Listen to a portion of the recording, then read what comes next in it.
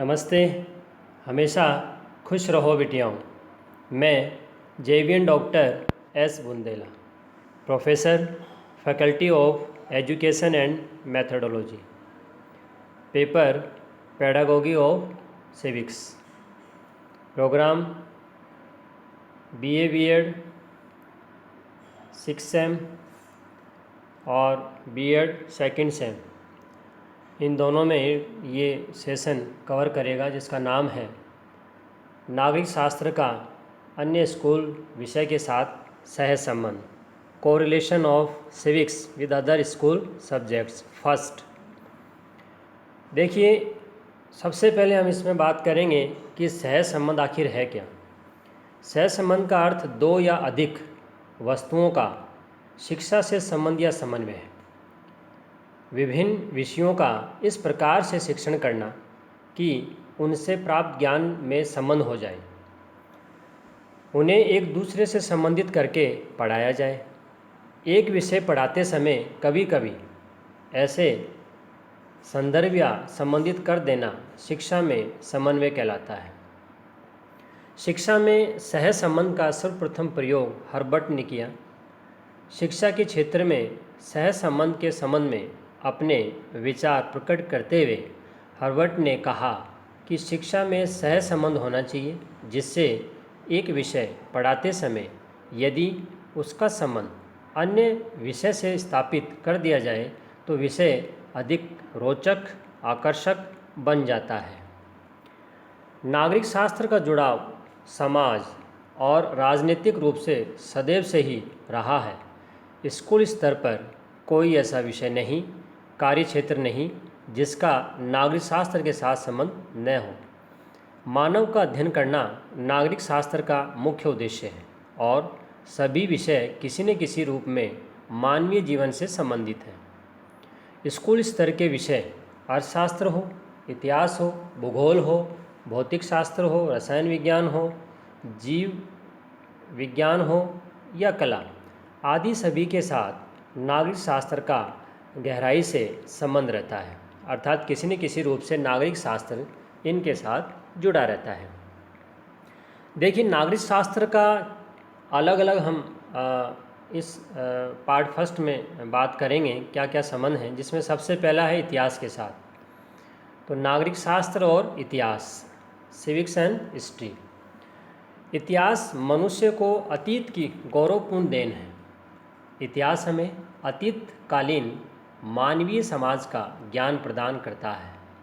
Charles fourth ने लिखा है कि इतिहास न केवल ज्ञान की एक शाखा है जिसे पढ़ने के लिए पढ़ा जाए, बल्कि एक विशेष प्रकार का ज्ञान है जो मनुष्य के दैनिक जीवन के लिए अधिक उपयोगी है। इतिहास शिक्षण का अपना एक विशेष उद्देश्य होता है, भूतकाल के प्रकाश में वर्तमान को समझना। सामाजिक अध्ययन शिक्षण का उद्देश्य भी वर्तमान पर्यावरण को समझना और उससे समायोजित स्थापित करना है। और सामाजिक अध्ययन में भी हम नागरिक शास्त्र को पढ़ते हैं, देखते हैं। अतः स्पष्ट है कि इतिहास व नागरिक शास्त्र शिक्षण का गहराई से संबंध होता है, अर्थात घनिष्ठ संबंध है। इतिहास भूतकाल का दर्पण है। हिल ने भी लिखा है कि इतिहास के शिक्षण से छात्रों अर्थात विद्यार्थियों को सत्य की खोज करने के लिए तत्पर बनाया जा सकता है। विभिन्न राष्ट्रों के पारस्परिक संबंधों और प्रभावों तथा उनकी सामाजिक, सांस्कृतिक और आर्थिक परिस्थितियों को समझने की क्षमता उत्पन्न करने अंतर्राष्ट्रीय सद्भावना का विकास किया जा सकता है।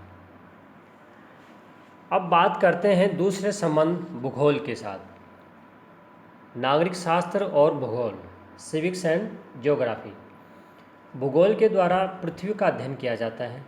भूगोल विश्व की प्राकृतिक दशाओं का विवेचन करता है। वर्तमान विचारधारा के अनुसार भूगोल मानव का अध्ययन करता है। भूगोल का प्राकृतिक और नागरिक शास्त्र से भी गहरा संबंध है। इस वर्तमान समय में भूगोल का विशेष महत्व है।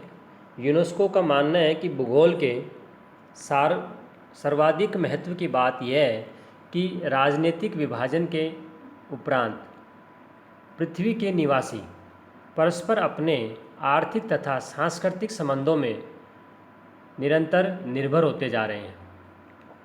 इस प्रकार विद्यालय पाठ्यक्रम में भूगोल के अलावा अन्य कोई ऐसा विषय नहीं जो छात्रों में ऐसी भावनाएं जागृत कर सके जिनसे उनमें विभिन्न देशवासियों के प्रति सौहार्द और सहानुभूति बढ़े तथा विभिन्न भौगोलिक परिस्थितियों के मध्य जीवन की समस्याओं को भलीभांति समझ सकें। वॉलिस लिखते हैं कि दृष्टिकोण की भव्यता और विशालता के लिए स्पंदशील मानव जीवन से घनिष्ठ संबंध के लिए चेतन तथा अचेतन पदार्थों एवं आश्चर्यपूर्ण विश्व की यथार्थ जानकारी के लिए विद्यालय में पढ़ाया जाने वाला कोई भी विषय भूगोल की क्षमता नहीं कर सकता है। तो कहीं न कहीं जो भूगोल है वो नागरिक शास्त्र का ही पार्ट है, नागरिक शास्त्र के द्वारा ही कहीं न कहीं संबंधित है। अब बात करते हैं नागरिक शास्त्र और सामाजिक अध्ययन की, दोनों में क्या संबंध है। Civics and social studies.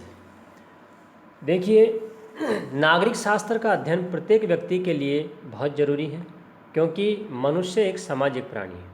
इस प्रकार समाज के प्रति मनुष्य के क्या कर्तव्य हैं और वह किस प्रकार अपने समाज का एक आदर्श नागरिक और उपयोगी सदस्य बन सकता है, मनुष्य इन समस्त बातों का ज्ञान नागरिक शास्त्र के अध्ययन से प्राप्त कर पाता है।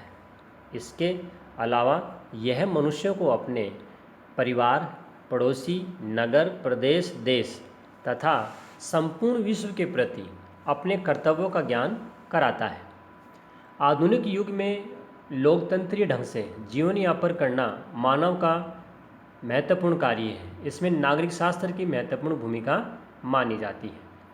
अंतर्राष्ट्रीय समस्याओं और उनके समाधान के लिए भी सहायक है। इस संदर्भ में बाइनिंग ने लिखा है कि नवीन नागरिक शास्त्र को प्राय सामुदायिक नागरिक शास्त्र के नाम से पुकारा जाता है, जिसमें उसके सामाजिक वातावरण के प्रति छात्र अर्थात विद्यार्थी के संबंध पर बल दिया जाता है, जो उत्तरोत्तर वृहद समुदायों, स्थानीय समुदाय, कस्बा, नगरीय समुदाय, राज्य समुदाय, राष्ट्रीय समुदाय और विश्व समुदाय की श्रेणी के रूप में अभिव्यक्त करता है।